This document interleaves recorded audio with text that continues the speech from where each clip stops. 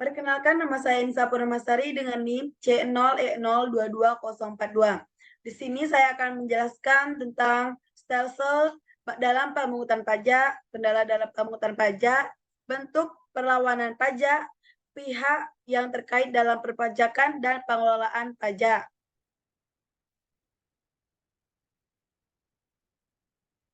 Di sini saya akan menjelaskan tentang stelsel dalam pemungutan pajak. Stelsel pajak. Stelsel pajak merupakan sistem pemungutan pajak yang digunakan untuk menghitung besarnya pajak yang harus dibayarkan oleh para wajib pajak. Ada 3 jenis pemungutan pajak dengan stelsel. Yang pertama, stelsel nyata atau real. Stelsel nyata merupakan salah satu jenis pemungutan pajak yang didasarkan pada objek atau penghasilan yang diperoleh sesungguhnya atau penghasilan nyata untuk pajak penghasilan. Yang kedua, stelsel fiktif. Jenis pemungutan pajak ini yang didasarkan pada anggapan yang diatur oleh suatu undang-undang tergantung pada peraturan perpajakan yang berlaku. Yang ketiga, stelsel campuran. Jenis stelsel ini merupakan kombinasi antara stelsel nyata dan stelsel fiktif. Pada awal tahun, besarnya pajak dihitung berdasarkan suatu anggapan, kemudian pada akhir tahun, besarnya pajak disesuaikan dengan keadaan sebenarnya. Apabila kenyataan sebenarnya pajak lebih besar daripada pajak menurut anggapan, maka wajib pajak harus menambah pembayaran. Sebaliknya, apabila besarnya pajak menurut kenyataan lebih kecil daripada pajak anggapan, maka wajib pajak dapat meminta kembali kelebihannya atau dapat juga dikompensasi. Kendala dalam pemungutan pajak yaitu yang pertama, berbagai peraturan pelaksanaan undang-undang yang seringkali tidak konsisten dengan undang-undangnya.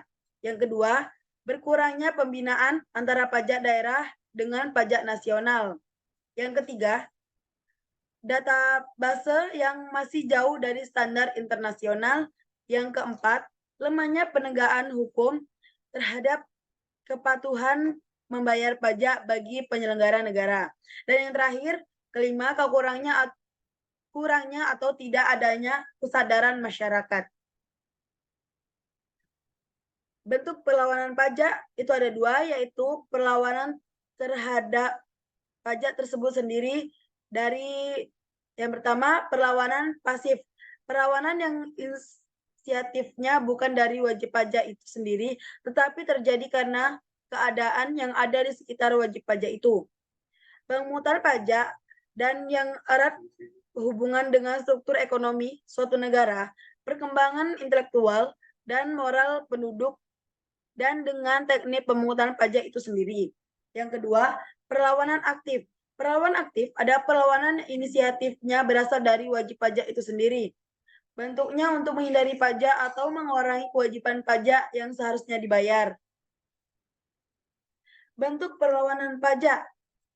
Ada 3 cara perlawanan aktif terhadap pajak, yaitu yang pertama, penghindaran pajak. Penghindaran pajak terjadi dalam SKP keluar. Penghindaran pajak dilakukan dengan 3 cara, yaitu menahan diri. Yang dimaksud dengan menahan diri yaitu wajib pajak tidak melakukan sesuatu yang bisa dikenai pajak. Pindah lokasi, yaitu pemindahan lokasi usaha atau domisili dari lokasi yang tarif pajak tinggi ke lokasi yang tarif pajaknya rendah. Penghindaran pajak secara yuridis biasanya dilakukan dengan memanfaatkan kekosongan atau ketidakjelasan undang-undang. Yang kedua, pengelakan pajak. Pengelakan pajak dilakukan dengan cara-cara yang melanggar undang-undang. Pengelakan pajak terjadi sebelum SKP dikeluarkan. Melalaikan pajak terjadi setelah SKP keluar. Melalaikan pajak adalah menolak membayar pajak yang telah dianggap dan yang ditetapkan dan menolak memenuhi formalitas yang harus dipenuhi oleh pajak dengan cara menghalangi penyitaan. Yang terakhir, perlimpahan pajak. Pihak yang terkait dalam perpajakan itu ada 3, yaitu negara, badan atau lembaga, dan warga negara. Yang pertama, negara bertugas sebagai organisasi politik yang menyelenggarakan kehidupan berbangsa serta bernegara.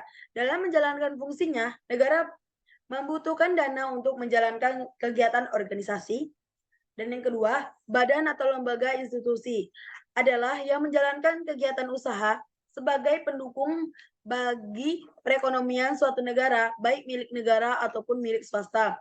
Yang ketiga, warga negara atau perseorangan yang bekerja atau memiliki usaha yang menghasilkan penghasilan, mereka memiliki kewajiban untuk membayar pajak tersebut. Pengelolaan pajak. Pengelolaan pajak berdasarkan pada lembaga pemungutan pajak ada dua, yaitu pajak pusat dan pajak daerah. Yang pertama, pajak pusat adalah pajak yang dipungut dan dikelola oleh pemerintah pusat. Dalam hal ini, sebagian besar dikelola oleh Direktorat Jenderal Pajak atau disingkat DJP. Berikut ini pajak yang dikelola oleh pemerintah pusat. Yang pertama, pajak penghasilan. Yang kedua, pajak pertambahan nilai. Yang ketiga, pajak penjualan atas barang mewah. Yang keempat, biaya material. Dan pajak bumi dan bangunan. Yang kedua, pajak daerah, merupakan pajak-pajak yang dipungut dan dikelola oleh pemerintah daerah, baik di tingkat provinsi maupun kabupaten atau kota. Berikut inti contoh pajak yang dikelola oleh pemerintah, yaitu yang pertama, pajak provinsi terdiri dari, yang pertama, pajak kendaraan bermotor, bea balik nama kendaraan bermotor, pajak bahan bakar kendaraan bermotor, pajak air permukaan. Yang kedua, pajak kabupaten atau kota terdiri dari pajak hotel dan pajak restoran. Dan selanjutnya, pengelolaan pajak. Pengelolaan pajak berdasar pada cara pemungutannya.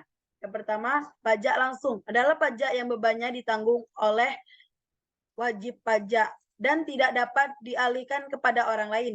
Dengan kata lain, proses pembayaran pajak harus dilakukan sendiri oleh wajib pajak bersangkutan.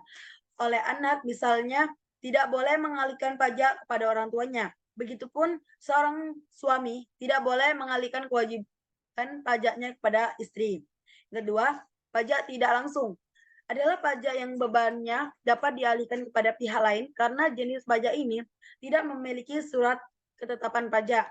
Artinya, pengelolaan pajak tidak dilakukan secara berkala, melainkan dikaitkan dengan tindakan perbuatan atas kejadian sehingga pembayaran pajak dapat diwakilkan kepada pihak lain.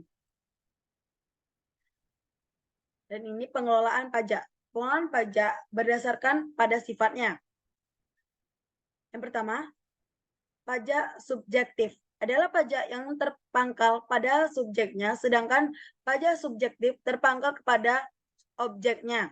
Suatu pungutan disebut pajak subjektif karena memperhatikan keadaan diri wajib pajak. Contoh, pajak subjektif adalah pajak penghasilan atau yang disebut PPh yang memperhatikan tentang kemampuan wajib pajak dalam menghasilkan pendapatan atau uang. Kedua, pajak objektif merupakan pungutan yang memperhatikan nilai dari objek pajak. Contoh, pajak objektif adalah pajak pertambahan nilai atau yang disebut PPN dari barang yang dikenakan pajak.